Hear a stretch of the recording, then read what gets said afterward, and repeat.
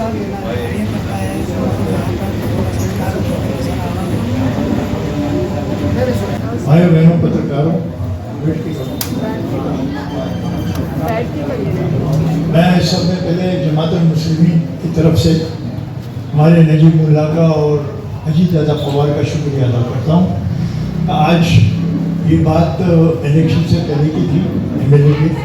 उस टाइम नजीब भाई ने दादा से बहुत रिक्वेस्ट करी, उम्र के बारे में बात करी, उम्र के हालात बताए।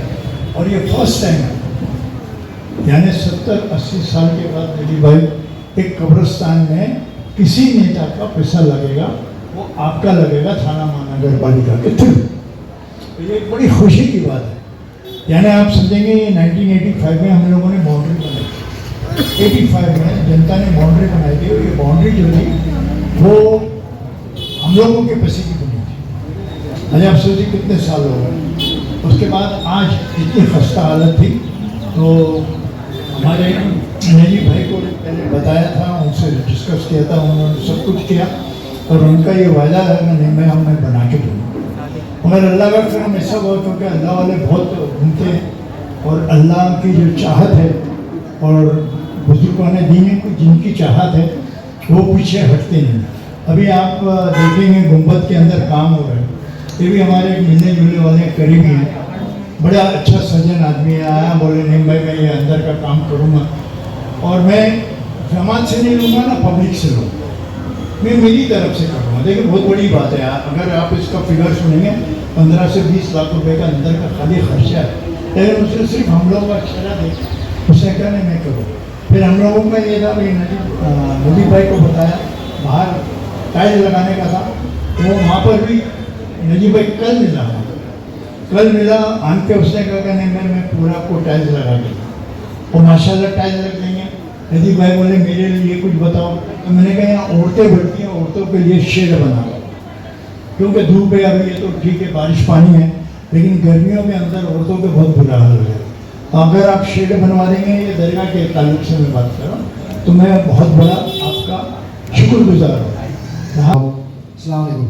मैं ज़्यादा वक्त आपका नहीं लूँगा क्योंकि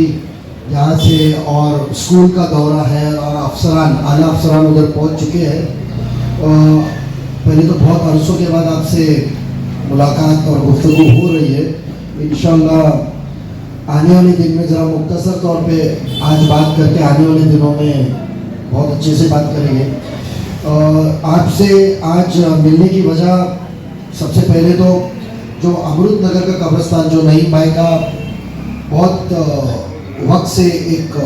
गुजारिश थी कि अच्छा फंड आना चाहिए, कब्रिस्तान की दीवार है, मट्टी है, शेड है, एतराफ़ के कुछ काम है, तो अल्हम्दुलिल्लाह उसका बजट पास हो के गवर्नमेंट का जीआर के साथ आ चुका है। तो आज इंजीनियर्स और उनके साथ काम देख के इंशाल्लाह दुआ किए है, अब जल्द से जल्द प्रोसीजर कंप्लीट करके मुकम्मल काम शुरू होगा। क्योंकि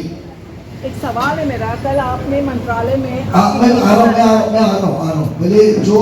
मौजू है पहले उस शुरुआत करता हूँ। तो वो चीज़ के लिए किए थे, अहम जो मिलने की वजह ये थी कि आपने देखे कि चंद महीनों से मुमरा गौसा के ऊपर एक ऐसी आफत आई हुई है कि हज़ारों की तादाद में लोग बेघर हो रहे हैं। और कुछ दिनों से एक मूवमेंट रफीक भाई हो, उनके साथी हो, और वो जो भी साथी सब उनके साथ में एक मूवमेंट तैयार हुआ। वो मूवमेंट के अंदर अल्हम्दुलिल्लाह सियासती तौर पे उसको एक नाथ शिंदे साहब की तरफ से मदद भी जाहिर हुई और कुछ कार्रवाई को नरमी से करने के लिए उनको कामयाबी भी मिली। तो बेशक कल हमने एक नाथ शिंदे साहब के मुलाकात की और मैं मेरे यहाँ के सभी साबिक कॉरपोरेटर्स जितने भी यहाँ मौजूद है जिम्मेदारान, हमने कल उनके साथ बहुत अच्छे से गुफ्तगू की। राजन केनी भी साथ में थे हमारे, क्योंकि वो साथ में ही है हमारे टीम में। तो हमने सबसे शिंदे साहब से मुलाकात की, तो हमने शिंदे साहब को एक लेटर दिया, उसके ऊपर उन्हें रिमार्क मारे। सोशल मीडिया पे हम मुमताज़ शाह साहब को कह के सब मीडिया के पास या जो भी वसीम है उनके ज़रिए लेटर पहुँचाता हूँ। सबकी इसके ऊपर सिग्नेचर्स भी हमने लिए। उसके अंदर हमने शिंदे साहब से डिमांड की है कि जो ये हल्का है, देखा जाए तो आपके पास में नुमाइंदा है और नहीं भी, हम तो सब साबिक है कॉर्पोरेटर के लेवल पे, बट जो गवर्नमेंट लेकर चलना चाहिए था आवाम की राहत की, सिर्फ वोट इम्पोर्टेंट नहीं होता, आवाम को राहत देना इम्पोर्टेंट होता है। पिछले अधिवेशन में आपने देखे रहेंगे कि अधिवेशन में बिल्डिंगें टूट रही थी, बट विधायक को सिर्फ नजीब मुल्ला याद आ रहा था, यहाँ के गरीब लोग याद नहीं आ रहे थे, सिर्फ नजीब मुल्ला नजीब मुल्ला नजीब मुल्ला। तो हमने शिंदे साहब से ये कहा है कि बेशक आपके ख्याल बहुत अच्छे हैं कि इसको क्लस्टर में लिया जाए, मगर हाल ही में आने वाले 30 साल में थाना म्युनिसिपल कॉर्पोरेशन का रुख क्या होगा उसका डेवलपमेंट प्लान तैयार किया गया। पिछले अक्टूबर को पब्लिश हुआ, उसके बाद में अभी करेक्शंस के साथ पब्लिश हुआ। बट अफसोस की बात यह है कि जो ये हल्के वो एवी के कंपाउंड का एरिया हो, वो भोलेनाथ नगर का सिद्धि नगर वो पट्टा हो, उसके बाद में या तो वो आचार गली और वो साइड का पट्टा हो, बिल्डिंगें बन चुकी है, 1 स्क्वायर फुट जगह नहीं है, मगर उसको ग्रीन जोन में रखा गया है, क्योंकि यहाँ के सियासती नुमाइंदा और जो जिम्मेदार थे, जो आरजी का प्लॉट स्कूल के सामने जो आरजी का प्लॉट था नाइस वर्ल्ड के इधर, जिसको आपको याद रहेगा शत्रुघ्न सिन्हा ने आके दरवाजे को लात मार के कहा था कि ये लो ये ग्राउंड आपका, उसको उन्होंने आरजोन करा दिया, उसको आरजोन करा दिया उन्होंने। वो भूल गए कि भाई ये मैदान मैंने दिया था। और इतने नसीहत रोज मीडिया के जरिए हमको मिलती है कि एकनाथ शिंदे साहब ने क्या करना चाहिए, दूसरे ने क्या करना चाहिए, वो ऑब्जेक्शन लेने को भी भूल गए मीडिया में आने के बाद कि मुमरा का मैदान छीना गया। हमने वो लेटर दिया, उससे अहम आवाम को राहत के लिए शिंदे साहब को कहा कि जो ग्रीन जोन या हल्के में बताया जहां बिल्डिंगें बन चुकी है, आज वो आर जोन रहता तो हम कोर्ट को कह सकते हैं कि भाई हम क्लस्टर योजना लेकर आएंगे जो इलीगल बिल्डिंगों के लिए लाई गई है सरकार की तरफ से, और वो ग्रीन जोन का आर रहता तो हमको राहत मिलती थी, आज हजारों घर रास्ते पे नहीं आते। तो हमने शिंदे साहब के नजर में लाया और शिंदे साहब ने रिमार्क मान के इमीडिएटली रिपोर्ट सादर करने को कहा। हमने शिंदे साहब को कहा है कि जब उल्लासनगर पे ये मामला हुआ था, ऐसे महाराष्ट्र के अंदर बहुत ही गैर कानून बिल्डिंगों के जब मसले आए थे,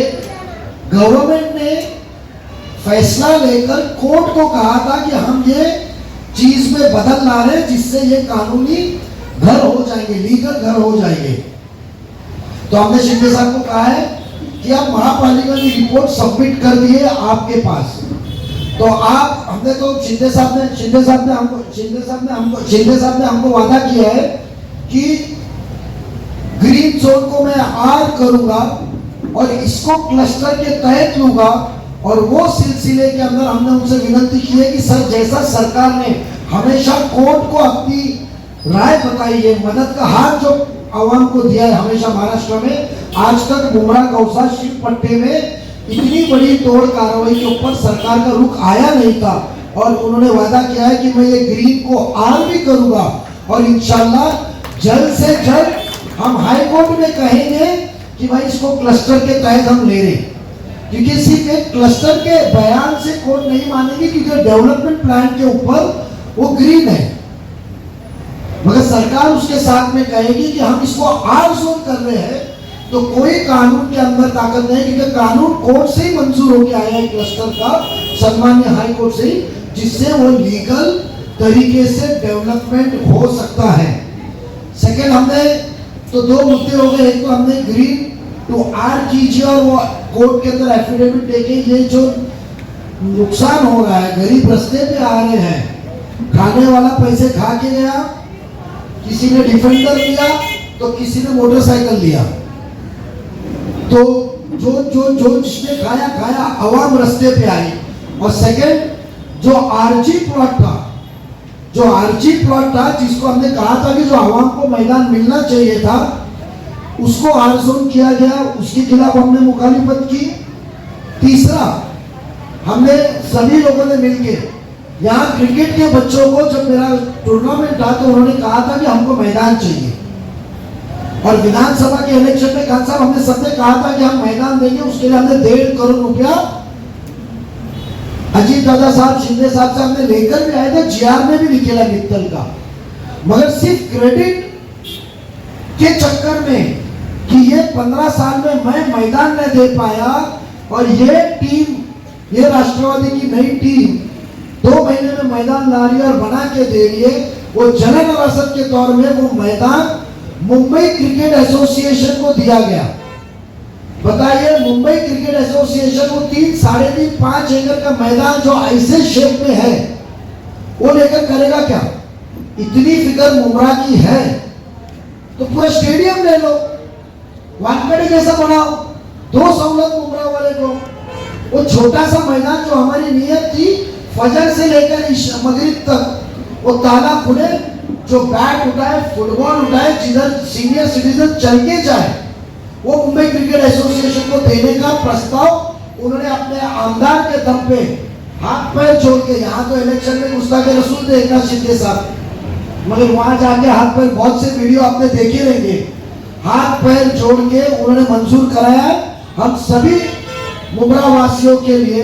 नौजवान को क्रिकेट खेलना है, खेल कूद के लिए हमने वो मुंबई क्रिकेट एसोसिएशन का प्रस्ताव रद्द करके वो मैदान मुमरा की, कौसा की आवाम को दिया जाए, ये हमने डिमांड किया है। हम आपके जरिए नौजवानों से दरखास्त करेंगे कि हमारे कंधे मजबूत करो, क्योंकि नशे और ये गलत कामों से दूर होना है तो खेल कूद के लिए बाहर निकलना पड़ेगा, आपको मसरूफ रखना पड़ेगा खाली वक्त में, हमारे हाथ मजबूत करो, बेशक हम ये मैदान जाने नहीं देंगे।